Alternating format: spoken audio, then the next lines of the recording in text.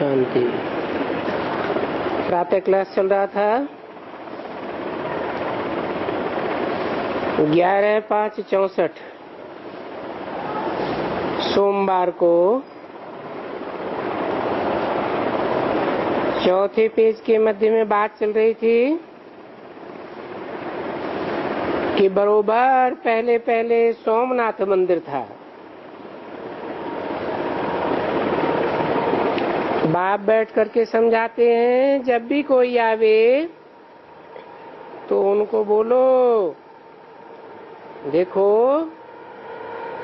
God father is one. Bharat में तो और ही अच्छा कहते हैं, तुम माता पिता हम बालक तेरे। और वो क्रिश्चियंस हमेशा कहते हैं गॉड फादर इज वन।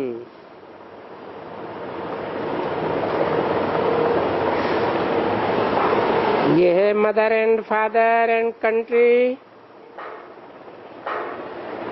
तो हुए जगदम्बा और जगत पिता। और कोई भी गांव में जगदम्बा जगत पिता होते नहीं हैं।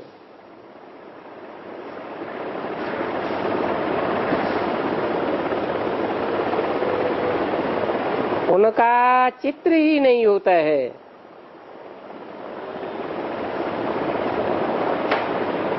शिव का भले हो, परंतु जगदम्बा और जगत पिता का चित्र यहाँ ही होता है। भले कोई चित्र वगैरह यहाँ ले जाते हो, पर यहाँ मंदिर भी देखो कितना एक्यूरेट बना हुआ है।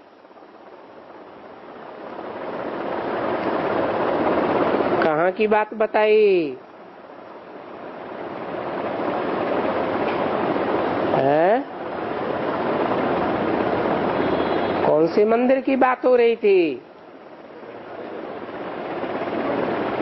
सोमनाथ मंदिर की बात हो रही थी। जो बताया सोमनाथ के साथ सोमनाथी भी जरूर होगी।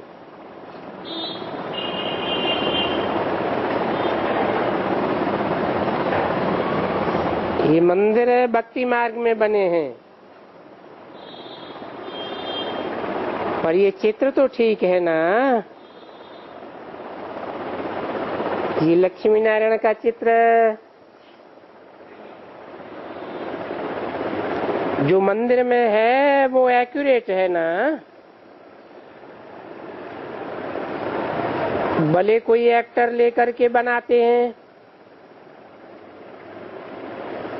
कोई खूबसूरत स्त्री होती है या कोई पुरुष होता है, तो उनका चित्र लेकर के फिर वो बैठ करके मार्बल का बनाते हैं।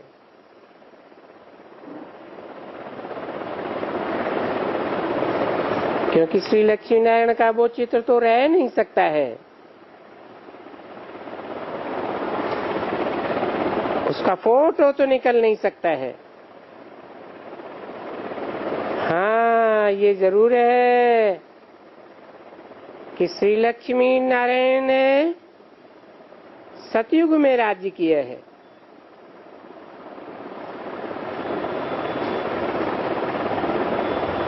मनुष्य ये भी कहते हैं कि सतयुग में श्री लक्ष्मी नारायण का राज्य है,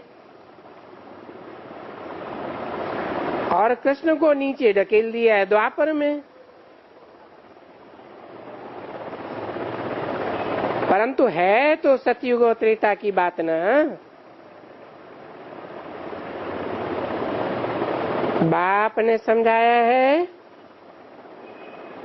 कि सतयुग में जो श्री लक्ष्मी नारायण थे, उनके बचपन की कोई भी हिस्ट्री नहीं है।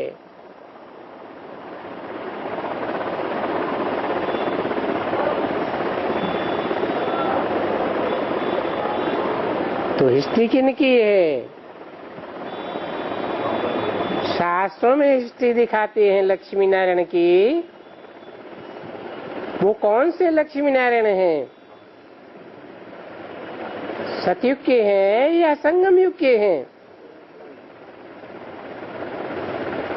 वास्तव में सारी सृष्टि संगम युग की है।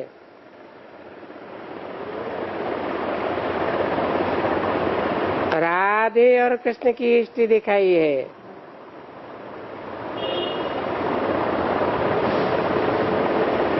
राधे और कृष्ण की सृष्टि द्वापर की है, उनको ही कहते हैं कृष्ण जन्माष्टमी।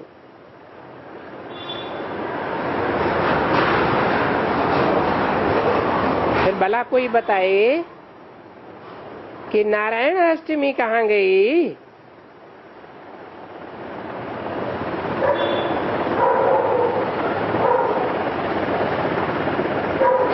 राधे की तो होती नहीं है, कृष्ण की होती है। अगर कृष्ण को द्वापर में ले आए, क्योंकि एक ही मनुष्य चित्र वाला, फिर चित्र का मनुष्य होता नहीं है। नाम रूप देश काल सब फिर जाता है। अगर द्वापर में भी गए तो फिर उनकी तो महिमा ही नहीं है।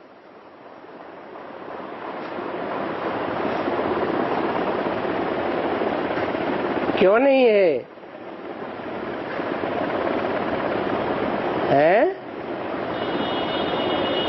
द्वापर तो द्वैतवादी युग है, जहां से रावण राज्य शुरू होता है। परंतु कृष्ण की आत्मा तो वहां जन्म लेती है ना।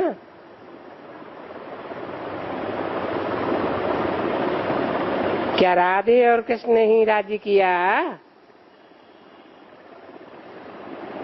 और कोई ने राज्य नहीं किया क्या? ऐसे भी तो नहीं हो सकता है, क्योंकि राधे प्रिंसेस और वो प्रिंस 11/5/64 की वाणी का 5वां पेज तो जरूर गाया हुआ है कि राधे कृष्ण के महल में आती थी, फिर आहिस्ता आहिस्ता उनसे दिल लग गई।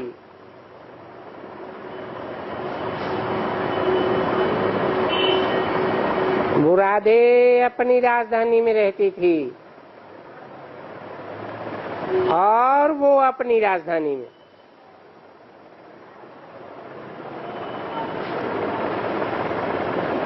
तो जरूर दोनों का स्वयंवर हुआ होगा।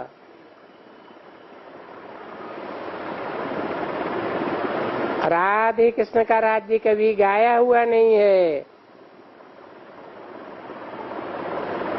क्योंकि श्री लक्ष्मी नारायण है, फिर पीछे सीताराम। तो कहाँ है लक्ष्मी राधा कृष्ण का राज्य? तो ये तो बात ही नहीं निकलती है। डायनेस्टी है सूर्यवंशी, फिर चंद्रवंशी। तो चंद्रवंशी में सूर्यवंशी कृष्ण तो आ ही नहीं सकता,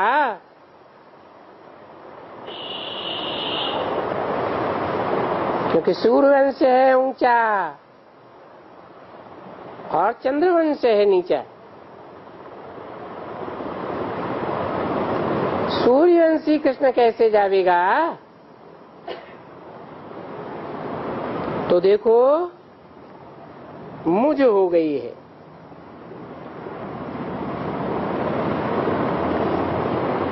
सूर्यवंशी कृष्ण चंद्रवंशी राधे के यहाँ क्यों नहीं जावेगा?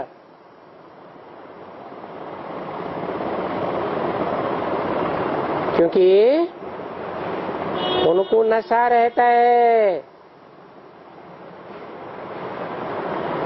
कि मैं सूर्यवंशी हूँ।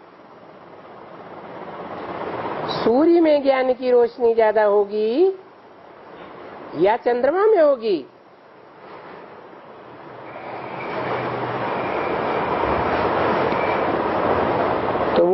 न्याय दिया है, ये मानते हैं कि सतयुग में श्री लक्ष्मी नारायण का राज्य था। तो देखो कितना घोटाला है। परंतु जब कोई एकदम नया आवे तो उनको बोलो, देखो एक बात तो पहले सुनाओ कि परमपिता परमात्मा जिनको गॉड फादर कहते हैं वो तो एक है ना।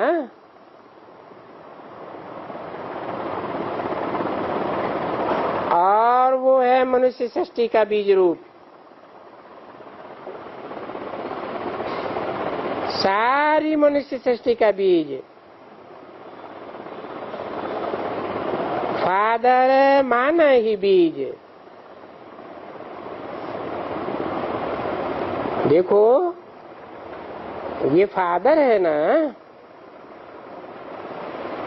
तो ये फादर बीज रूप है।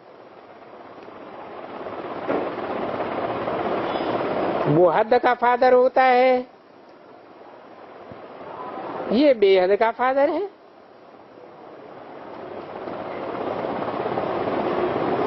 हद के फादर भी पहले स्त्री की रचना करते हैं, इसने भी स्त्री रची,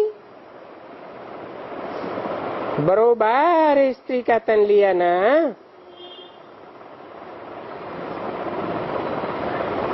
अडॉप्ट की है,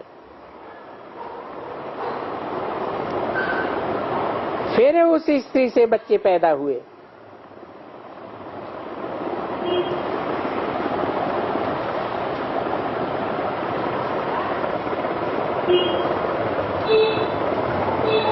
हद के बाप पैदा करते हैं, अडॉप्ट नहीं करते। हाँ, स्त्री को अडॉप्ट किया, ये मेरी स्त्री है, और स्त्री कहती है ये मेरा पति है, तो इसको एडॉप्शन कहा जाता है। एंगेजमेंट। अब स्त्री को जन्म तो नहीं दिया ना, अडॉप्ट किया है। तो बाप भी कहते हैं मैं इनको अडॉप्ट करता हूँ, मैं इनमें प्रवेश करके इन द्वारा फिर मैं अडॉप्ट करता हूँ।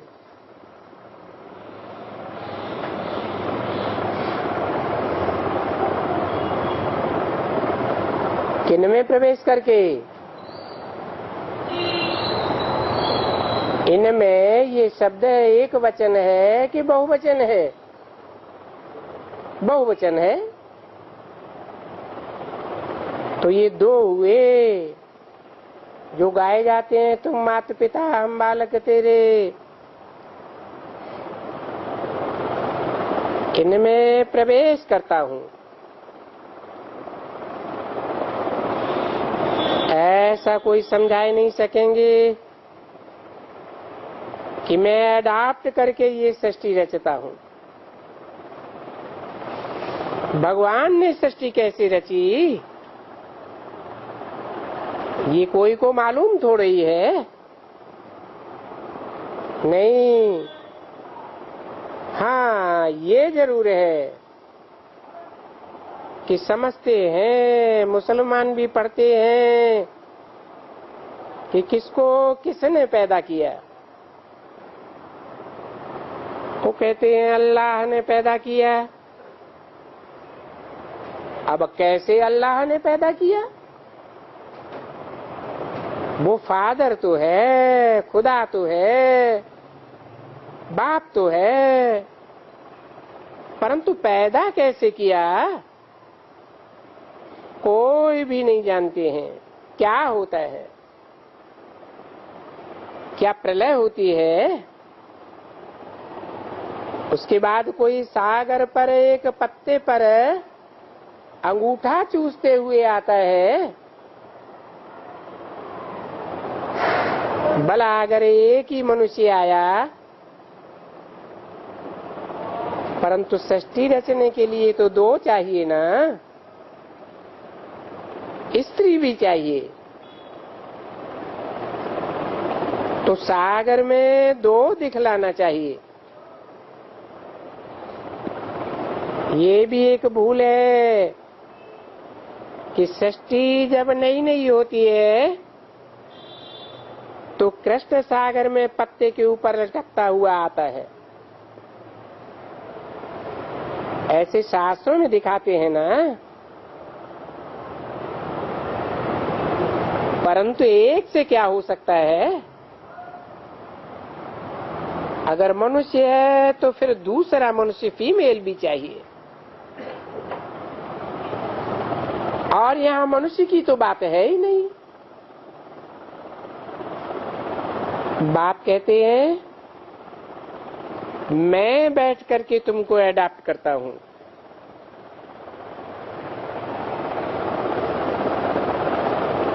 क्योंकि ये सारी सृष्टि पतित है।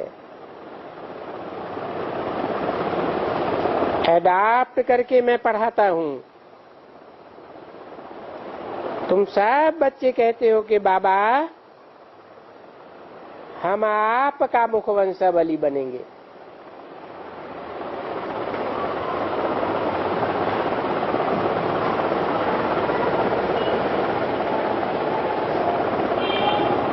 आपका माने कौन किससे कहता है? माना तुम सूर्यवंशी बच्चे कहते हो कि हे बाबा ज्ञान सूर्य, हम आपके मुखवंशावली बने हैं। तो फिर मुखवंशावली बनने के लिए मुख भी चाहिए ना। तो बाप कहते हैं मैं इस मुख का आधार लेता हूं।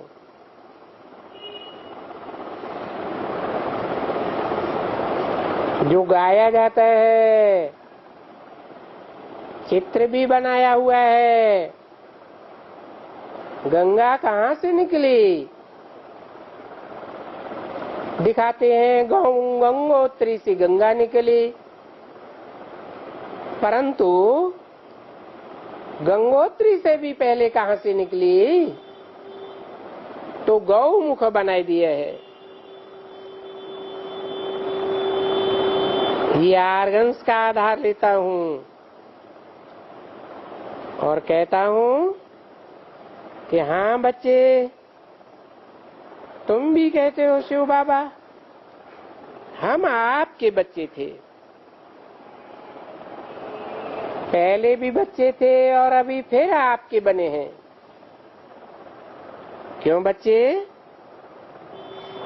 बच्चे हैं तो बाप का वर्षा चाहिए। बाप भी कहते हैं मैं तुम बच्चों के लिए बहश्त की सौगात लेकर के आया हूं। देखो ये बेहद का बाप है। परमपिता कहते ही हैं कि मैं तुम बच्चों के लिए सौगात लाया हूं। क्या सौगात लाया हूं? बैकुंठ की सौगात, फिर स्वर्ग की सौगात तुम्हारे लिए लाया हूं। अभी ये सौगात कोई बर्तन वगैरह तो नहीं है। तुम समझ गए हो कि बाप हमको स्वर्ग का मालिक बनाते हैं और तुम सब स्वर्ग का मालिक बनने के लिए यहाँ बैठे हो। गाया जाता है यथा राजा तथा प्रजा।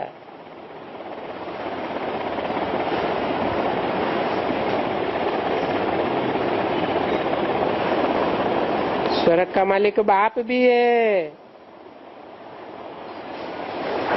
राजा भी है, रानी भी है, तो प्रजा भी है।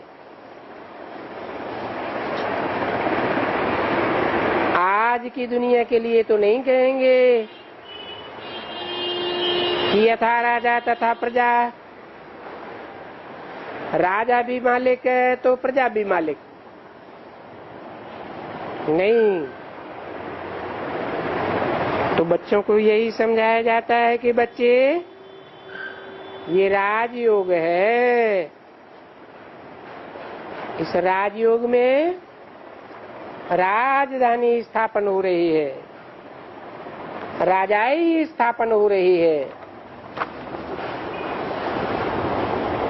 उसमें प्रजा वगैरह सब होगी। तो देखो कितनी बड़ी राजाई स्थापन हो रही है। 11/5/64 की वाणी का 6ठा पेज। धर्म स्थापन करने जो भी प्रीसेप्टर्स आते हैं वो आकर के ऐसे नहीं कहेंगे कि मैं कोई क्रिश्चियन राजाई स्थापन करता हूं। नहीं, वो इब्राहिम, बुद्ध, क्राइस्ट आदि सब अपना धर्म स्थापन करते हैं, राजाई कोई नहीं स्थापन करते। कोई भी आएगा तो ऐसे नहीं कहेगा कि मैं सिख राजाई स्थापन करता हूं। नहीं, ये सो भी यहाँ बैठ करके राजाई स्थापन करते हैं। तुम ही भविष्य नई दुनिया में बादशाह बनेंगे।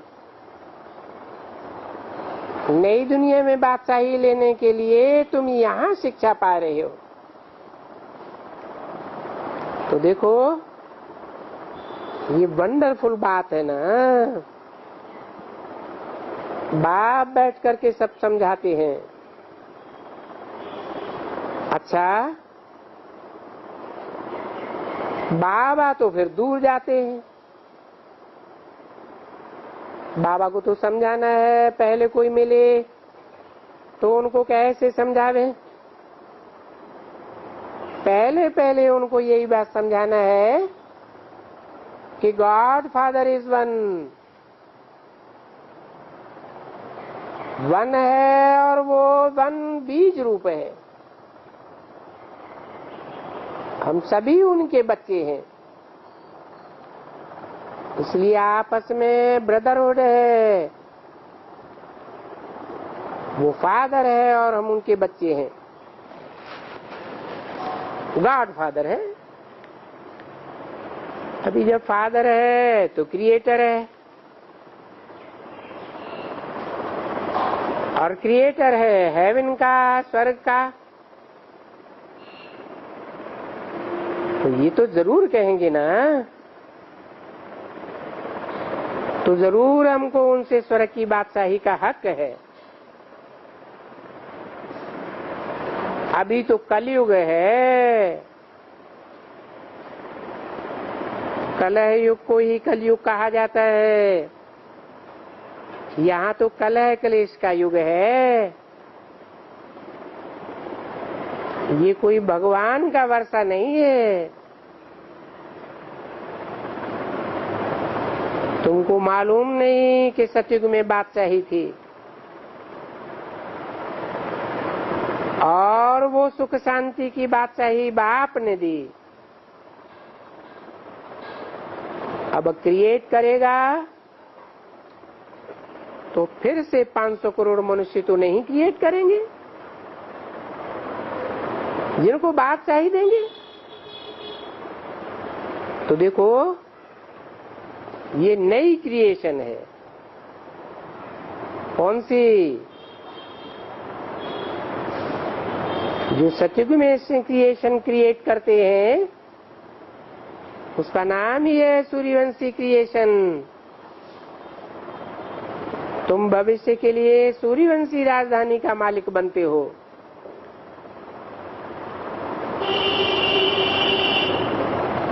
सब तो नहीं बनेंगे, तो तुमको क्रिएट किया है। तो देखो ये मनुष्य सृष्टि कैसे क्रिएट करते हैं ये अभी तुम जानते हो।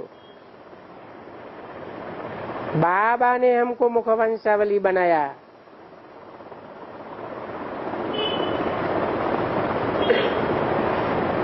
और क्रिएट करने का तो कोई अर्थशास्त्र भी नहीं लिखा हुआ है।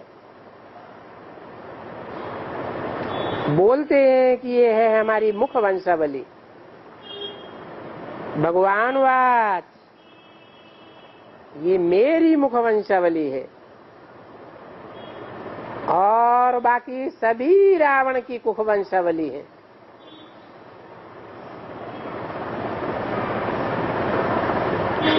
किसने कहा मेरी मुख वंशावली है? कौन सी मुख वंशावली? सूर्यवंशी मुख वंशावली। तो कौन कहेगा? सूर्य ही कहेगा मेरी मुख वंशावली, और बाकी सभी हैं रावण की मुख वंशावली। माना चंद्रवंशी किसकी मुख वंशावली हुई है? ये सूर्यवंशी है मेरी मुख वंशावली, और बाकी सभी है रावण की मुख वंशावली। तो उन रावण की मुख वंशावलियों में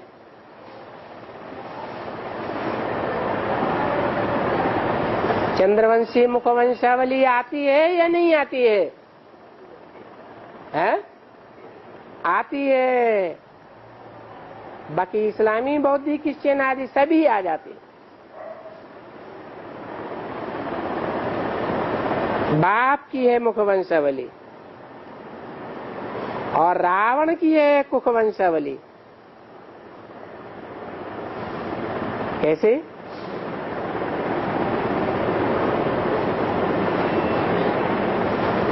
ज्ञान कैसे सुनाया जाता है? मुख से ही तो ज्ञान सुनाया जाता है। कुख किसे कहते हैं? कुख गोद को कहा जाता है। तो जिनको नशा रहता है कि हमने ब्रह्मा बाबा की गोद ली, वो कुख वंशावली हुए या मुख वंशावली हुए? मुख वंशावली उनको ही कहेंगे जो मुख से निकली हुई बात को मानते हैं और उन बातों पर चलते हैं। तो रावण की है ये सारी कुख वंशावली, क्योंकि वो सब कुख से पैदा होते हैं। वो ब्राह्मण है ही कुख वंशावली, और तुम ब्राह्मण हो मुख वंशावली। तुम किसको कहा जाता है? जो सन्मुख बैठे होते हैं उनको तुम कहा जाता है। देखो, वो ब्राह्मण कहते हैं कि हम ब्रह्मा की संतान हैं, कहते हैं ब्रह्मा की संतान है। तो तुम्हारा ब्रह्मा कहाँ है? तो क्या जवाब देंगे? कहेंगे हमारा ब्रह्मा सूक्ष्म वतनवासी है। तो तुम यहाँ कहाँ से आ गए? जब तुम किसको भी बताएंगे तो सभी कहेंगे बरोबर वास्तव में हम ब्रह्मा की औलाद है। तभी तो ब्राह्मण हुए। एडम या आदिदेव का कुछ कहते हैं ना, तो ब्रह्मा तो प्रजापिता है। तो प्रजापिता माना सभी ब्राह्मण। ब्राह्मण के बच्चे ब्राह्मण होते हैं ना। जो जो जिस धर्म का है, ये ब्रह्मा के मुख वंशावली हैं, तो ब्राह्मण हुए। तो बरोबर तुम हो अभी ब्रह्मा के बच्चे, सच्चे औलाद ब्राह्मण। ब्राह्मण है सबसे ऊंच, क्योंकि ब्राह्मण को रखा ही जाता है ऊपर चोटी में। ब्राह्मणों की चोटी दिखाते हैं ना, ये जो विराट रूप का चित्र बनाते हैं, उसमें से जो ऊंचे ऊंचे भागवत है, उस ऊंचे ऊंचे भगवंत को उड़ाई दिया है।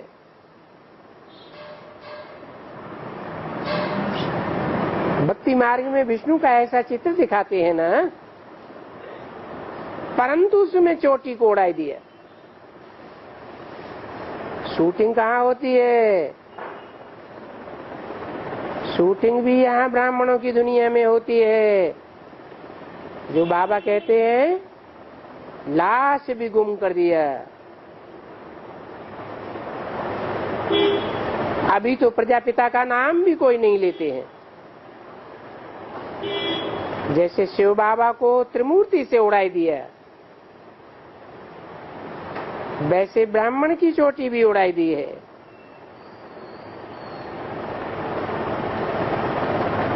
जब कोई से बोलेगा तो देवताएं क्षत्रिय वैश्य शूद्र बोलेंगे। विचारों को ब्राह्मण का पता ही नहीं है। तो पहले पहले तो ब्राह्मण है ना। देखो तुम कितने ऊंचे से ऊंची सेवा करते हो, कहते भी हो ऊंचे से ऊंचा भगवंत, फिर ऊंचे से ऊंचा भगवंत से पैदा किए हुए तुम ब्राह्मण बच्चे। अभी शिव का चित्र क्यों नहीं दिया है? क्योंकि शिव तो सृष्टि पर आता ही नहीं है। सृष्टि पर तो साकार में आते ही हैं ब्राह्मण देवता क्षत्रिय वैश्य शूद्र। तो अभी शिव बाबा को गुम कर दिया है, क्योंकि वो बाबा कहते हैं हम तुमको राज्य दे देता हूं और हमारा ही नाम गायब हो गया। तुमको बादशाही देता हूं, बादशाही दे करके फिर मैं छिप जाता हूं, फिर हमारा नाम ही गुम हो जाता है। 11/5/64 की वाणी का 7वां पेज। बरोबर मैं छिप जाता हूं। न चित्रों वगैरह में कुछ देखने में आता है, बाकी एक रह जाता है शिव का।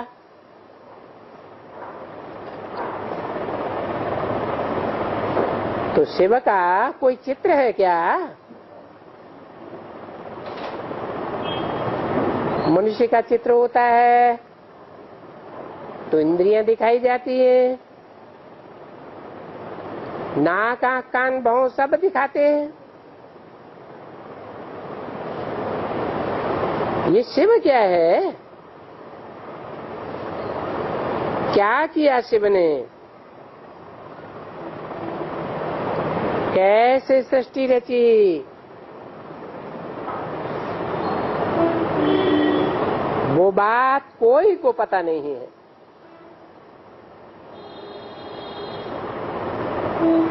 तो बाप कहते हैं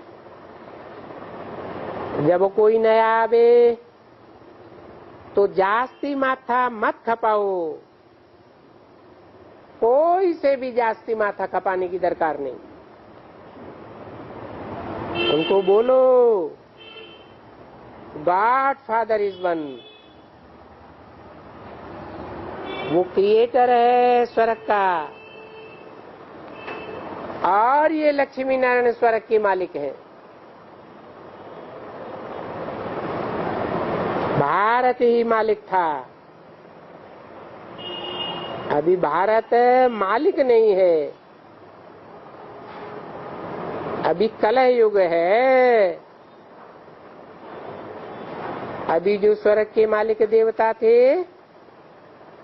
वो पुनर्जन्म लेते लेते 84 जन्म लेते लेते आ करके अभी शूद्र वर्ण के बने हैं। अभी बाप फिर उनको ब्राह्मण बनाए रहे हैं। तुम भी ब्राह्मण बनेंगे, संपूर्ण ब्राह्मण बनेंगे, तब फिर देवता बनेंगे। अभी शूद्र हो, अच्छी तरह से उनको एकदम समझाई देना है कि अभी स्वर्ग तो नहीं है ना,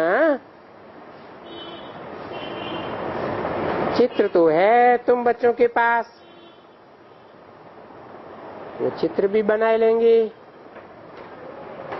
कच्चा बनाया था, चोटी के साथ में रखा, परंतु कोई ने ऐसे एक्यूरेट नहीं बनाया, तो वो चित्र रह गया। अभी वो भी बनाएंगे। चोटी के आगे फिर शिव जरूर देना पड़े। भक्ति मार्ग में क्या यादगार है इसकी? है ब्राह्मण चोटी रखते हैं, जब उसमें गांठ बांधते हैं तो बीच में क्या दिखाई देता है? शिव ही दिखाई देता है ना। तो चोटी के आगे फिर शरीर शिव जरूर देना पड़े। समझा? चोटी के ऊपर में शिव, जैसे त्रिमूर्ति के ऊपर शिव रखा है, इसके ऊपर भी मनुष्य का विराट चित्र बना सकते, और फिर उनके ऊपर शिव। ये आर्टिस्ट है ना हमारे पास, वो सुन रहे हैं, बहुतों ने वो चित्र बनाया है, परंतु वो चित्र फ्रंट में समझाने के लिए आता ही नहीं है। क्यों नहीं आता है? डिफिकल्ट है, क्योंकि अभी शिव बाबा है ही नहीं। ऐसे क्यों कहा?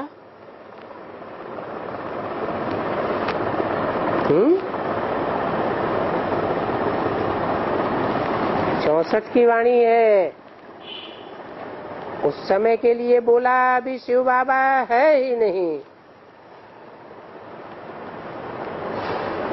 शिव बाबा किसको कहा जाता है? साकार और निराकार के मेल को शिव बाबा कहा जाता है। कौन सा साकार? मुकर्रर रथ है या टेम्परेरी रथ है? मुकर्रर रथ।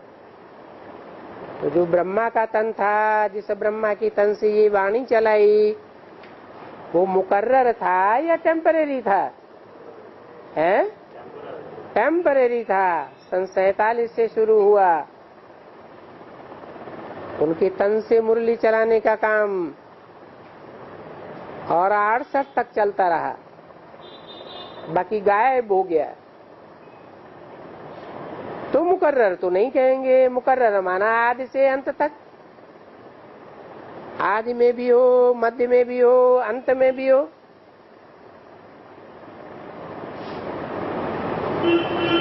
तो शिव बाबा लगाए करके फिर अगर समझाए नहीं सके, तो फिर मनुष्यों को समझाया जाए कि भगवान पहले आकर के ब्रह्मा द्वारा ब्राह्मण रचते हैं, पीछे वो ब्राह्मण देवता बनते हैं।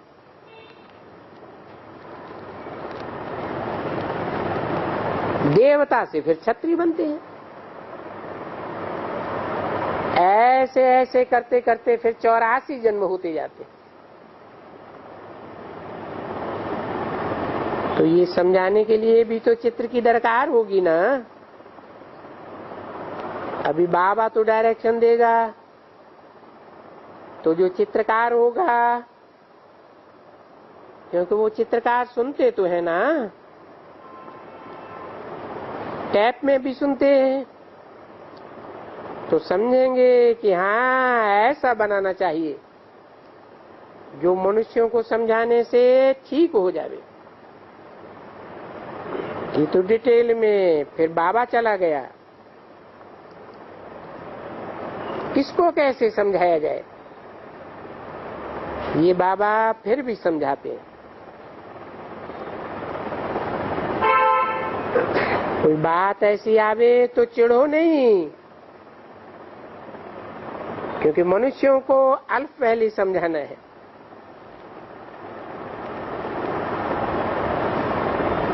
बिंदी समझ में नहीं आवेगी,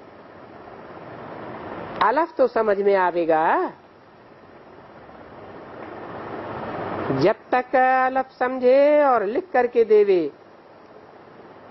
कि हमने अलफ को समझा है, बिल्कुल ही समझ लिया, फिर वो सब जल्दी जल्दी समझ जाएंगे। अलफ को ना समझने के कारण मनुष्य दुर्गति को पाए हुए है।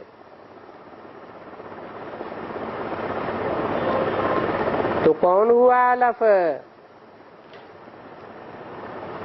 कब से दुर्गति हुई है? कहेंगे द्वापर से दुर्गति हुई। इससे पहले तो जो स्वर्ग में राजधानी थी उसमें पीछे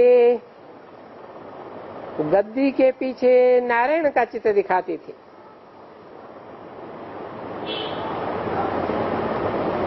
तो दुर्गति की बात ही नहीं। फिर द्वापर से द्वैतवादी युग आने के कारण वो चित्र गुम हो गया।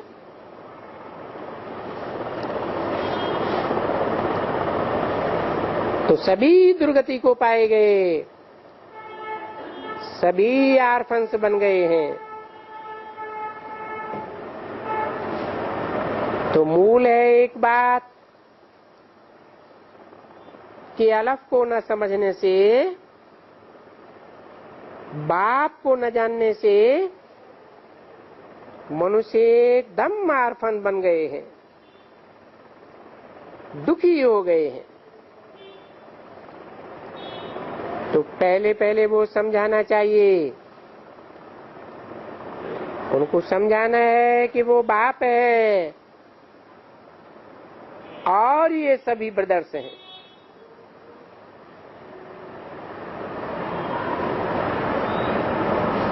जब वो बाप प्रजापिता ब्रह्मा द्वारा सृष्टि रचते हैं तो फिर सभी ब्रदर्स एंड सिस्टर्स हो जाते हैं, मूल से ही ब्रदर्स एंड सिस्टर्स। तो ये जो सिजरा है ऐसे ही है। शिव की आत्मा तो है ही इमॉर्टल। पीछे जब मनुष्य सृष्टि रची जाती है तो पहले पहले है ब्रह्मा सरस्वती, पहले पहले हैं ब्राह्मण, पीछे ये सब बिरादरियां कमती होती जाती हैं। पीछे ब्राह्मण से देवता बनते हैं, देवता से क्षत्रिय बनते हैं, क्षत्रिय से वैश्य बनते हैं, वैश्य से शूद्र। ऐसे ही सृष्टि का झाड़ वृद्धि को पाता रहता है। झाड़ तो है बच्चों के पास। पहले पहले एकदम क्रिएटर से ही भूल जाएं तो क्या समझेंगे?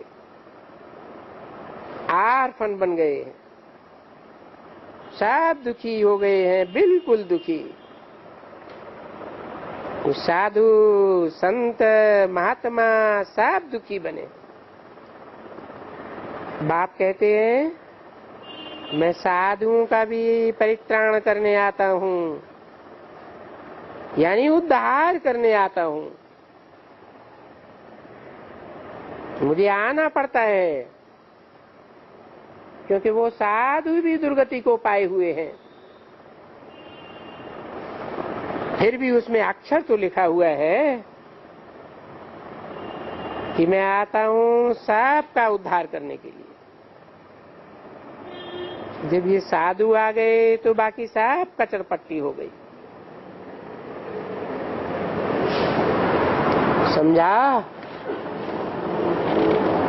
ये कचरपट्टी कैसे बनी?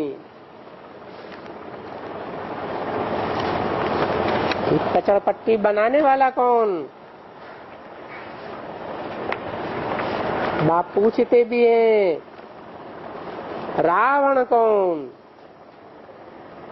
तो जवाब भी देते हैं, जरूर कहेंगे ये गुरु लोग। ये साधु संत गुरु लोग इनका अर्थ भी नहीं समझते हैं, क्योंकि बत्तर बुद्धि है, ज्ञान तो उनमें है ही नहीं। 11/5/64 की वाणी का 8वां पेज। सभी की बुद्धि में गॉड रेस का ताला लगा हुआ है।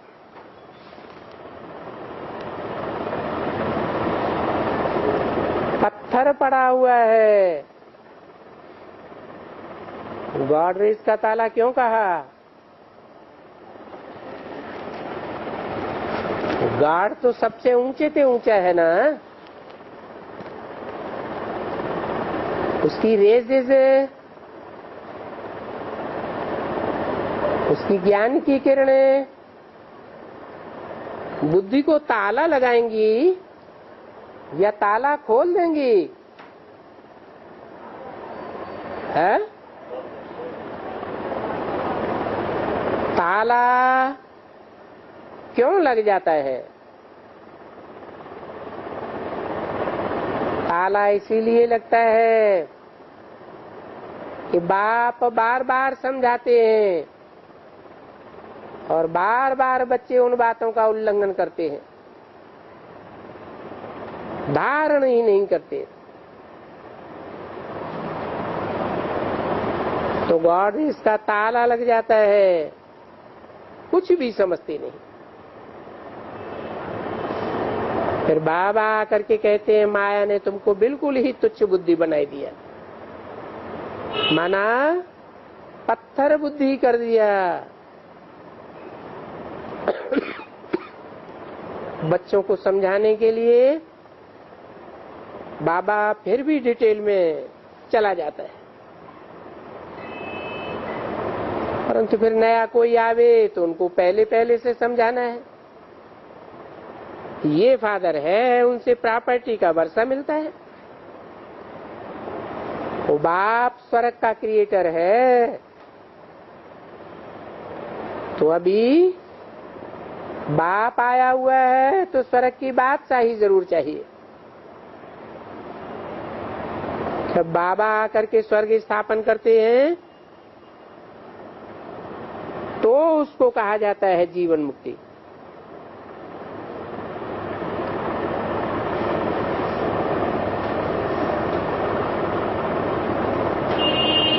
जब जीवन मुक्ति की स्थापना करने आते हैं तो जरूर बाकी जो इतने मनुष्य हैं वो सब तो जीवन मुक्ति में यानी सतयुग में नहीं होंगे ना। जीवन मुक्ति में कितने होंगे? जब बाप आते हैं उनकी कोई लिमिट है, संख्या है? हैं? कितनी है?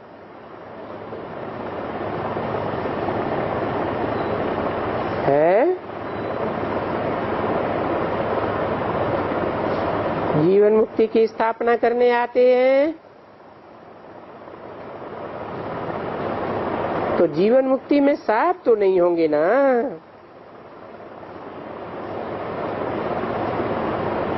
तो जीवन मुक्ति में आने वालों को बाप फिर ले जाते हैं अपने मुक्ति धाम में। मुक्ति धाम को ही शांति धाम और जीवन मुक्ति धाम को सुख धाम कहा जाता है। और अभी जो ये जीवन बंद है उनको दुख धाम कहा जाता है। तो ये 3 अक्षर हैं, कौन कौन से? दुखधाम, मुक्तिधाम और सुखधाम। उनको जरूर समझाओ कि ये भारत में जब सुख था, स्वर्ग था, तो फिर बाकी जो मनुष्य थे वो सभी कहाँ थे? जरूर कहेंगे मुक्तिधाम में। तो मुक्ति और जीवन मुक्ति तो हक है कि स्वर्ग का रचयिता है, तो फादर को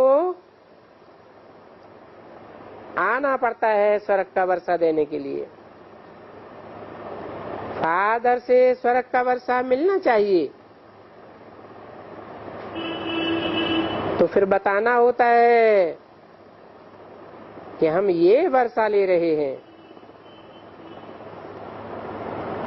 ये वर्षा भारत में ही था, अब नहीं है, फिर हमको ये वर्षा मिलता है। तो बाबा कहते हैं आकर के समझो, इसमें मेहनत कुछ भी नहीं है। ऐसे नहीं दूर बैठे बैठे समझ जाओगे।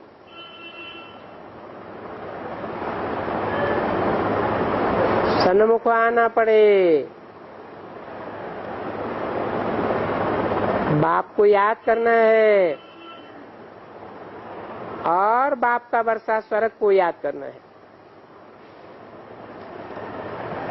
बाकी मरना तो जरूर है। कोई हद की मौत मरेंगे, कोई बेहद की मौत मरेंगे। बेहद का मौत जीते जी मरना कहा जाता है। देह अभिमान से मरना है, ये लड़ाई का स्थान है।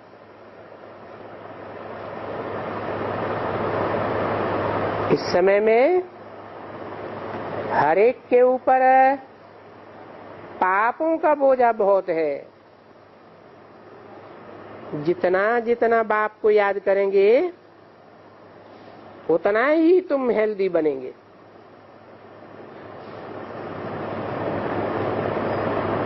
और जितना सुदर्शन चक्र फिराएंगे, सतयुग त्रेता को याद रखेंगे, स्वर्ग को याद करेंगे, तो तुम धनवान राजा बन जाएंगे। ज्ञान से धन मिलता है और याद से आत्मा हेल्दी बनती है। तो वहां नई दुनिया में शरीर भी हेल्दी मिलेगा। तो ये अच्छी बातें सुनाते रहो। इन बातों को सुनाने में कोई तकलीफ तो नहीं होती है ना। तो बस बाप और बाप का वर्षा,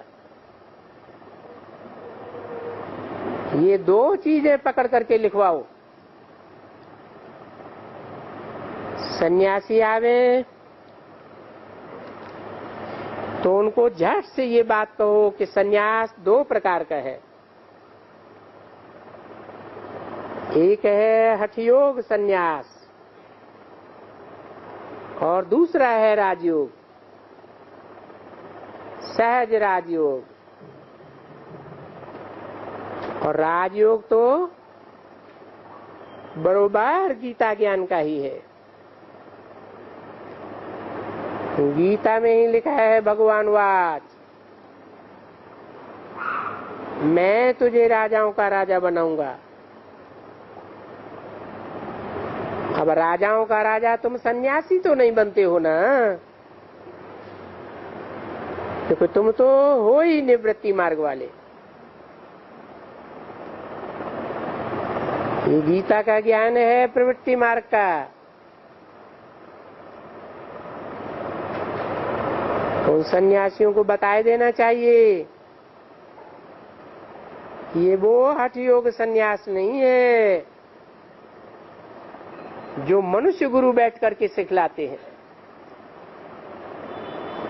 ये तो सच्चा सच्चा गीता का ज्ञान है जो भगवान बैठ करके सिखलाते हैं। तुम समझो इशारे में ही कि वो गीता का ज्ञान देने वाला बाप है, वो ही बैठ करके स्वर्ग का वर्षा देंगे। ये शंकराचार्य तो बाप नहीं है ना।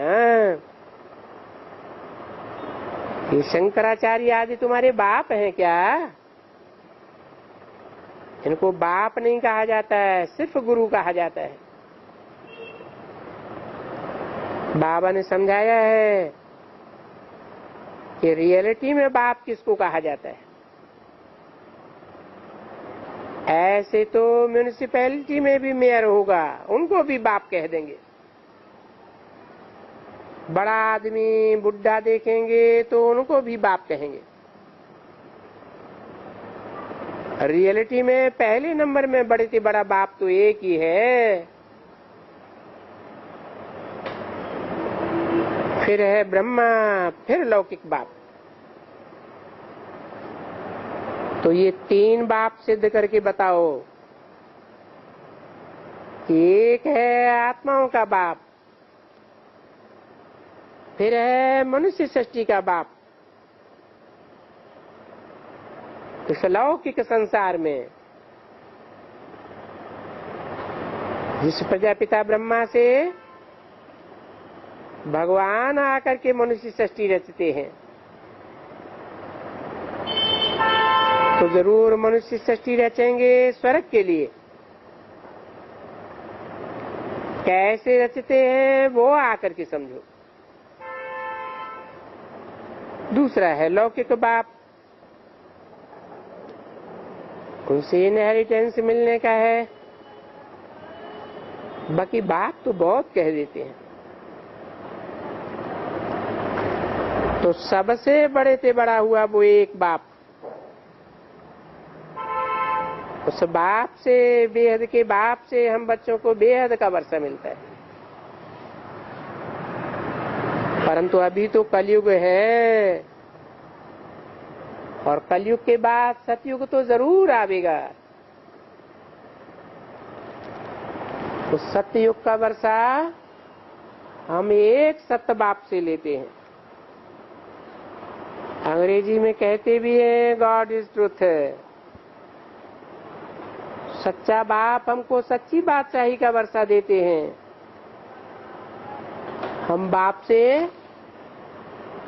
अपना हक ले रहे हैं, और हमको उस बेहद के बाप से हक जरूर मिलता है। 11/5/64 की वाणी का 9वां पेज। और कभी कोई दूसरा मनुष्य नहीं कहेगा कि सिवाय तुम बच्चों के और कोई को मैं वर्षा नहीं देता हूं। तुम माना सन्मुख आने वाले बाप कहते भी हैं, जो मेरे से आकर 2 अक्षर सुनेंगे तो स्वर्ग में क्यों नहीं आवेंगे। तो ऐसे बच्चे बहुत थोड़े हैं जो अच्छी तरह से समझा सकते हैं। बाकी तो बेचारे कुछ जरा भी नहीं समझा सकते। देखो, बाबा नीचे बैठकर भी बच्चों से मिलते हैं। अभी बच्चों को अपन से भी ऊपर बिठाए करके तुम देखते हो, यहाँ कोई गलीचे वलीचे हैं क्या? नीचे बैठे हैं। तो बाप सिखलाते हैं कि हे बच्चे, तुम्हें अहंकारी टट्टू कभी नहीं बनना, निरहंकारी होकर के रहना। जो अहंकारी होते हैं वो देह अभिमान में रहते हैं, तो उनको अहंकारी कहा जाता है। जो देही अभिमानी होते हैं उनका वातावरण, उनकी शक्ल अलग ही होती है। वो बहुत नम्रता से समझाते हैं और अच्छी तरह से समझाते हैं। देखो बाप कितनी नम्रता से समझाते हैं, और देखो बाप आते कहाँ हैं और किसमें आते हैं और फिर कैसे समझाते हैं। हाईएस्ट अथॉरिटी है भगवान, और तुमको कितना प्यार से पढ़ा रहे हैं। स्कूल में जो नालायक बच्चे होते हैं तो बड़ी चंचलता करते हैं, और टीचर को बहुत तंग करते हैं। न पढ़े तभी टीचर को तंग करे ना, जरूर तंग करते होंगे। तो देखो आ करके तुम बच्चों का हूबहू ऐसे टीचर बना है, और पढ़ाते देखो कितना साधारण। बाप को कोई समझ सकेगा कि ज्ञान का सागर है? कोई समझेंगे? परमात्मा बाप इनको पढ़ाते हैं। तुम बिगर कोई समझेगा नहीं। तुम्हारे में भी बहुत थोड़े हैं जो यथार्थ रीति से समझते हैं, नहीं तो आश्चर्यवत भागंती क्यों हो जाते हैं, क्यों गिर जाते हैं, ऐसे ऊंचे से ऊंच बाप की मत पर क्यों नहीं चलते हैं। बाप कहे बच्चे मैं फरमान करता हूं कि तुम कभी भी विकार में नहीं जाना, नहीं तो हमेशा के लिए तुम्हारी सत्यानाश हो जाएगी।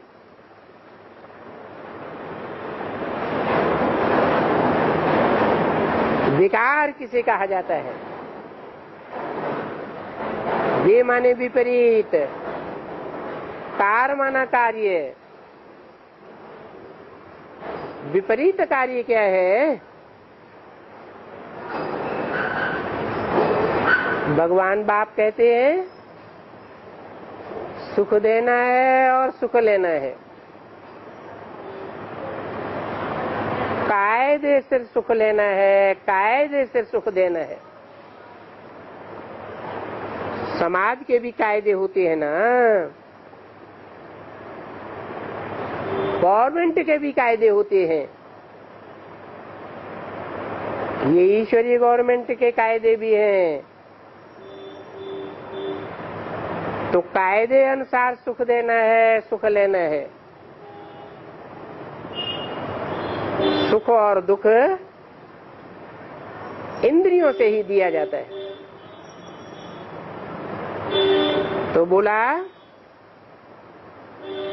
इंद्रियों से विपरीत कार्य में कभी नहीं जाना। विपरीत माना ईश्वर ने जो बताया है, क्या बताया है? सुख देना है और सुख ही लेना है, न दुख देना है और न दुख लेना है। जो श्रीमत के बरखिलाफ काम करते हैं, इंद्रियों से दुख देते हैं, उसको विकार कहा जाता है। बच्चा बनकर के एक दफा भी अगर विकार में गए तो ऐसे गिरेंगे ऊपर से जो साल 2 साल तक तो तुम्हारा माथा ही खराब हो जाएगा। जैसे कि बेड पर पड़े रहेंगे। हड्डी गुड्डी टूट पड़ी होगी। देखो ये बाप कहते हैं ना, और फिर बोलता है, कहते हैं नहीं तो फिर मैं धर्मराज से डंडा भी खिलवाऊंगा, पूरा पूरा खिलाऊंगा, क्योंकि करण करावनहार है ना। तो भी देखो चलते चलते माया उनको नाक से पकड़ करके गटर में डाल देती है। पीछे लिख देते हैं बाबा माया ने चोट लगाई। बाबा कहते हैं माया ने चोट लगाई, मुआ तुम कमजोर क्यों बन गए? तुमको उस्ताद की महिमा करनी चाहिए या निंदा करनी चाहिए? क्योंकि निंदा करने वाले दो तरफ हो गए ना। माया ने तुमको थप्पड़ मार करके गिरा दिया। अरे तुम ऐसे ऐसे उस्ताद बाप का बच्चा बना और तुम फिर हार गया। नैलत है तुम पर, तुम तो कोई कुल कलंकित दिखाई पड़ते हो। बाप तो जरूर कहेंगे ना कि तू जानते हो कि बाबा बहुतों को देखते हैं, बहुत ही कुछ न कुछ करते रहते हैं, काम क्रोध देह अभिमान में आकर ऐसे ऐसे करते हैं। तो बाबा तो जरूर कहेंगे ना बड़े नालायक हो, बड़े कुल कलंकित हो, तुम तो अपना सत्यानाश कर रहे हो। तुम अपने 84 जन्मों के सुख को दाग लगा देंगे, बिल्कुल ही दागीला। ऐसा कोई दूसरा बाप थोड़े ही बैठ करके कहेंगे। बाप तो बिल्कुल समझाते हैं बच्चे कोई भी गफलत मत करो, ये बड़ी चाढ़ी है, एकदम चाढ़ी। नहीं तो थोड़ा भी थप्पड़ खाएंगे गिरेंगे, फिर हट गुड टूट जाता है। इसलिए कोई भी खता नहीं, किसके ऊपर भी क्रोध नहीं करो, बच्चों के ऊपर भी क्रोध मत करो। सबके साथ प्यार से ही तुमको काम निकालना है। बाबा अगर प्यार का सागर न होता तो इतने बच्चों को कैसे संभाल सकता था। और प्यार से ही बिल्कुल संभालते रहते हैं, अच्छी तरह से संभालते हैं। तो जब इतने बच्चों को बाप प्यार से संभाल सकते हैं तो तुम क्या अपने एक दो बच्चों को प्यार से नहीं संभाल सकते? संभाल सकते हो ना।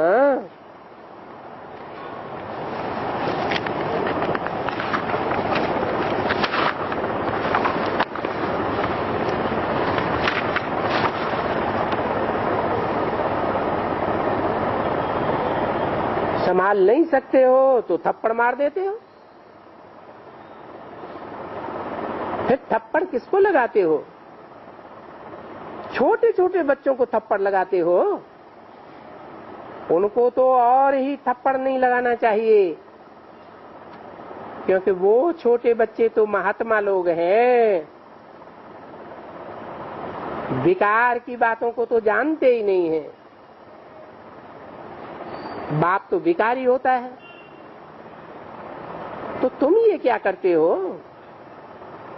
विकारी हो करके उस महात्मा बच्चे को थप्पड़ लगाते हो। तो बच्चा तो महात्मा ही गिना जाता है। अच्छा, आज थोड़ी देरी हो गई है, दिन भी सोमवार का है, परंतु बच्चों को समझाना बहुत अच्छा है। पहले पहले तो एकदम तुम्हारा खुशी का पारा चढ़ा हुआ होना चाहिए। हम बाप से वर्षा लेते हैं और देखो बाप कितना साधारण है, इतना साधारण है, इसलिए ही शायद तुम मुझे जाते हो।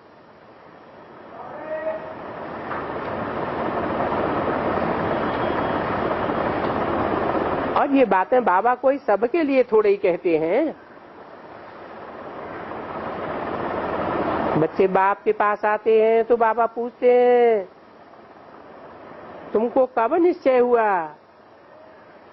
कहते हैं 2 वर्ष हुए। अरे मुझे तो वंडर लगता है कि तुमको 2 वर्ष हुआ। उस बाप को जानने के बाद जो स्वर्ग का मालिक बनाते हैं उनसे मिलने के लिए तुमको फुर्सत नहीं मिलती। कोई बंधन नहीं, कुछ फलानी बात नहीं। तुम कोई भी पक्षी थोड़े ही हो। मिसाल दिया ना कि तोता झाड़ पर बैठा था और रड़ी मारता था कि मुझे कोई छुड़ाओ। अरे तुमको पर है, तुम रड़ियां क्यों मारते हो? सन्यासी लोग ये दृष्टांत देते हैं। अरे बच्ची, कोई भी हो, कुछ भी हो, पति हो, अरे बाप मिलते हैं तो फिर क्या? तुम गाते रहते हो और संग तोड़ तुम संग जोड़। अभी तुम कहेंगे कर्म बंधन है, और अगर है तो फिर तोड़ो ना। अच्छा, ओम शांति।